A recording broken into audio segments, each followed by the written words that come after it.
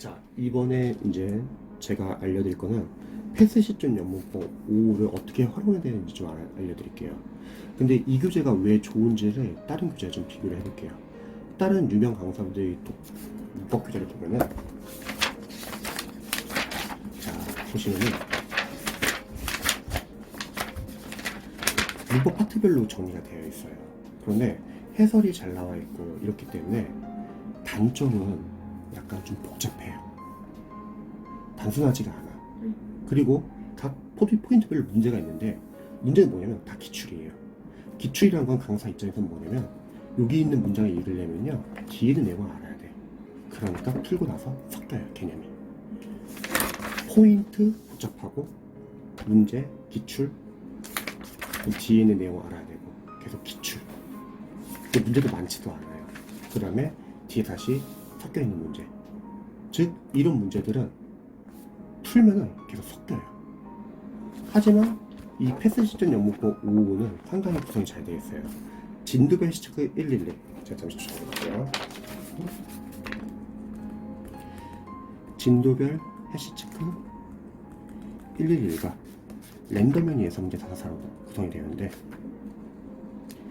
제가 교재 리뷰를 해봤을 때 제일 잘 만들었어요. 근데 안 뜰 거예요.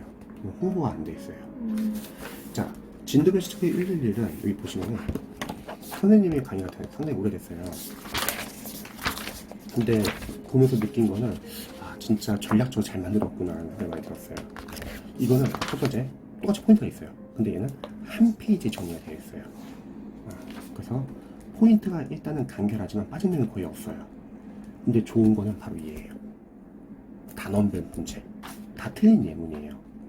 이 단원별 문제가 왜 좋냐면요, 다른 교재들은 보통 기출 지문을 따와가지고 계속 섞여요.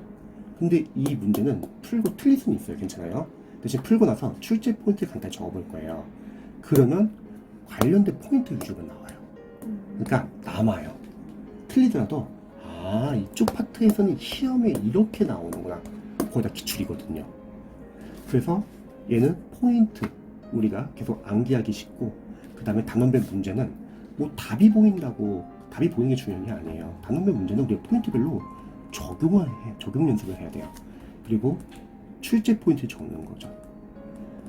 경찰 수험생분들은 진도별 해시체크 112만 여러 해도 충분해요. 랜덤형 예서 문제 444는 랜덤 문제예요. 여러 가지 유형별로 랜덤 문제를 모아놓은 거예요. 근데 요거는 굳이 안 풀어도 돼요. 시간이 있으면 풀어도 되지만. 그러면 이 패스 시점 연문법 5 경찰분들이 이제 제가 활용하는 방법 좀 알려드릴게요. 자, 보시면은 이론과 포인트가 있어요. 1회독 할 때는 이론과 포인트는 암기는 일단 하지 마세요. 왜? 암기하면 못 나가요. 이거 암기는 다음 회독 때 할게요. 그냥 이해 위주로 한번 보세요. 뭘 묻고 있는지. 그럼 보시면 예문도 좋아요. 맞는 예문도 있고 틀린 예문도 있잖아요. 그럼 맞는 예문은 한번 해석해보고, 아, 뭐가 포인트인지를 한번 확인해 보시고, 틀린 예문은 고쳐봐야지. 고쳐보면, 아, 기출 포인트는 이런 거구나. 마찬가지로 단원별 문제를 푸는 거예요. 한번 볼게요. 이 문제를 보면은 다 틀린 예문이에요. 여기서 1번 포인트가 뭐냐면 자동사 플러스 전치사 파트예요. 자동사는 뒤에 목적 못 오지만 뒤에 뜻을 좀 더 추가해주기 위해서 전치사가 올 수 있고, 그럼 전치사 뒤에는 뒤에 목적으로 명사나 동명사가 올 수 있다는 거죠. 그러면 출제 포인트는 나중에 누가 자동사인지도 암기를 해야 되고, 각각 자동사가 어떠한 전치사 함께 쓰는지도 나중에 암기를 해야 돼요. 근데 지금은 암기하지 마세요. 자, 일단 쭉 한번 읽어보고, 맞는 문장은 왜 맞는지, 틀린 문장은 빨리 고쳐보고, 그 다음에 문제 들어가는 거예요. 자, 이 문제 보면은 우리가 일단 이게 수험생 입장에서는 답이 안 보일 수 있어요. 괜찮아요. 그럼 틀려, 빨리. 그리고 읽고, 아, occurred가 아니라 occurred to 쓰는구나. 그러면 확인해 보는 거죠. occur to는 누구누구에게 떠오르다. 그건 적는 거예요. it occur 자동사인데, 아, 미라는 목적 못 쓰는구나. 그럼 여기다 전치사 to 적는 거죠. 그 다음에 여기다 적는 거예요. it occurs to 사람 대절. 이 사람에게 대절인 생각이 떠오르다. 이렇게 적어야 돼요. 왜? 적어야지 머릿속에 그나마 남아요. 왜냐면 우리가 실제 시험장에서 필요한 거는, 이게 만약에 문법 문제라고 할게요. 그러면 실제 시험장에서 뭐가 필요하면요, 이 문법 문제를 보자마자 바로 머릿속에 정리 및 암기가 돼서 끄집어내야 돼요. 근데 우리 경찰 수험생들은 그동안 문법은 많이 풀었는데 섞여 있어요. 그래서 출제 포인트를 직접 적어봐야 한다. 적어보면은 시험에 나오는 포인트가 제대로 우리가 확인할 수 있다는 거예요. 자, 두 번째 볼게요. 이 문장도 학생들 입장에서 뭐가 틀린지 모를 수 있어요. 그럼 일단 해설을 보는 거예요. 오브젝트는 자동사구나. 동명사 목적 못 쓰는구나. 확인해 보는 거죠. 오브젝트 to 반대하다. 그러면 여기다 오브젝트는 동명사 목적 못 쓰고 대신 전 앞에 동명사 앞에 전치사 to가 올 수 있으니까 전치사 to를 쓰자. 여기다 적는 거죠. 오브젝트 to. 포인트 적는 거죠. 그러면 이렇게 하다 보면은 이제 나중에는 꼼수가 생겨요. 어떤 꼼수가 생기냐면 한번 볼게요. 4번 포인트가 뭐냐면 대표적인 타동사예요. 이 타동사는 아까 앞에 있는 자동사와 구별해서 대표적인 타동사가 누가 있는지 우리가 나중에 암기해야 되고 지금은 암기하지 마세요. 그리고 타동사 뒤에 전치사 올 수 있어요? 못 와요? 못 와요. 그렇죠. 전치사 절대 쓰면 안 돼요.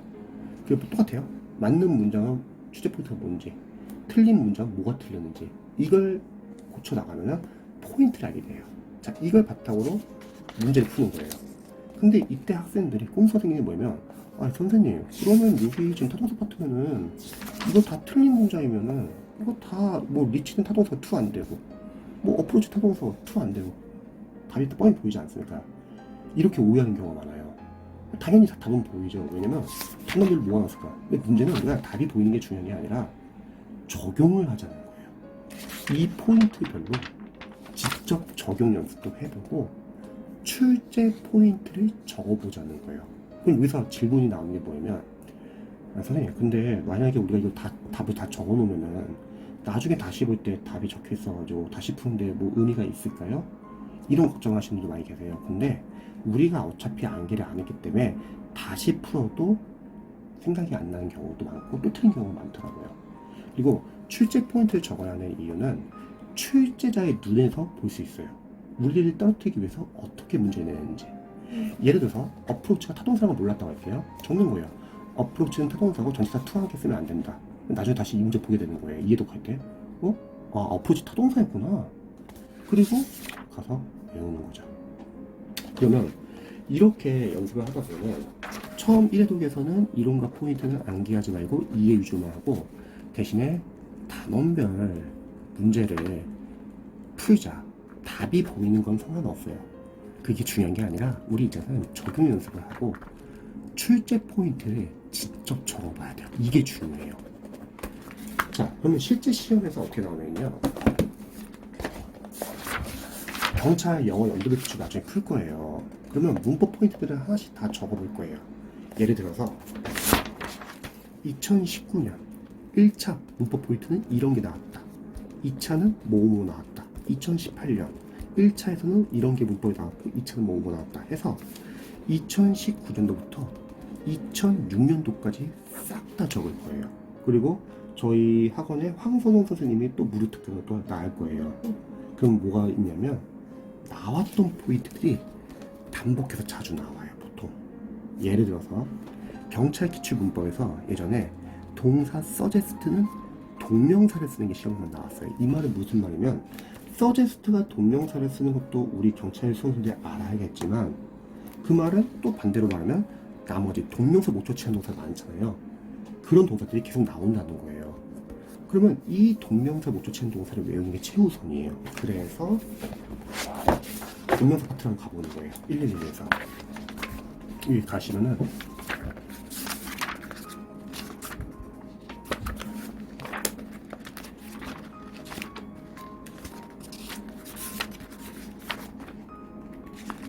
자, 여기 있네요. 동명사를 목적으로 취한 타동사에 이렇게 많이 있어요. 이걸 외우는 게 최우선. 근데 많은 경찰 학생들은 이걸 외우는 게 아니라 계속 랜덤 문제를 풀고 있어요. 그런데 중요한 거는 이걸 많이 외운다고 할게요. 그래도 투부정사 목적 취한 동사 많이 헷갈려 나중에. 이거 어떡하냐? 두 개 어떻게 비교하냐? 그래서 필요한 게 단원별 문제. 얘네들과 관련된 문제를 직접 적용 연습해보고 출제 포인트를 정리를 해보는 거예요. 그럼 생각해보세요. 강사는 왜 이 진도별 시책을 111 112 포인트가 이 정도 돼요. 양이 지금 적지는 않아요. 근데 강사는 왜 이렇게 많은 포인트를 정리해 놨을까요? 뭐에 기반해서? 아주 간단해요. 기출에 기반해서 정리한 거예요. 뭐 시간이 남아도서 이렇게 만든 게 아니라 많은 시험에서 이 파트에서는 이런 게 시험에 나오구나. 그러면 우리는 요거를 달달달 보면 돼요. 그럼 경찰 영어 기출에서 문법이 몇 문제 나올까? 많이 나오진 않아요. 많아야 3문제. 사지선다형이라고 하면은 그러면 뭐 16개 포인트 정도 나온다고 할게요. 근데 과연 이 16개 포인트가 얘를 벗어날까요? 전혀 안 벗어나요. 그래서 문법은 많은 문제를 푸는 게 중요한 게 아니라 좋은 교재로 여러 번 보고 암기를 하는 게 중요해요. 선생님, 그래도 여기서 벗어나는 문제 나오면 어떡하죠? 나올 수 있죠. 괜찮아요. 나머지 보기 양은 알아요. 호흡법을 할 수 있어요. 그래서 경찰 수험생분들은 저는 진도 배치 체크 111을 최소 2회독을 했으면 좋겠어요. 랜덤 예상제 4사는 굳이 안 풀어도 돼요. 근데 저는 예전에 진도 배치 체크 111을 좀 많이 풀었다. 그런 분들은 랜덤 예상제 풀어도 상관없어요.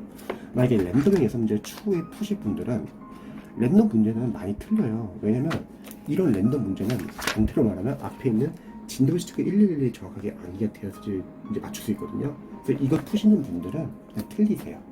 틀리고 마찬가지로 똑같이 출제 포인트 적고 대신에 랜덤 문제를 풀면 뭐가 문제냐면 섞여요. 내용이. 그래서 특정 시간은 111을 계속 복습해야 돼요. 정리해볼게요. 그러면 일단 지금 경찰 시험 우리가 2차를 준비하기 때문에 진도별 시체크 112 위주로만 볼 거다. 1회독은 이론과 포인트는 일단 암기는 하지 마자. 이건 2회독에서 할 거예요. 그냥 2회 위주로 볼 거고 맞는 예문은 포인트가 뭔지, 틀린 예문은 뭐가 틀렸는지. 이게 중요해요. 단원별 문제가 중요해요. 너무 잘 만들었어요. 풀고 나면은 시험에 이게 나오는 걸 알 수 있어요. 이거를 답이 보인다고 무시하지 말고 적용 연습을 하는 거예요. 그리고 문제 옆에 갖다 출제 포인트 적는 거지. 이게 1도 끝. 그 다음에 2회독에서는 다시 한번 복습하면서 이론과 포인트 암기. 다시 문제풀이 또 틀리거든요. 그래서 반복. 생각해보세요. 지금 8월 말에 2차 시험을 할게요. 8월 말까지 한두 번 보는 게 더 점수 잘 나올까요? 세 번 보는 게 점수 더 잘 나올까요? 아무래도 많이 보는. 맞아요. 그래서 이거를 너무 꼼꼼하게 보려고 하지 말고 빠르게 풀고 그냥 암기할 생각을 보시면 좋을 것 같아요. 이해되시죠? 네.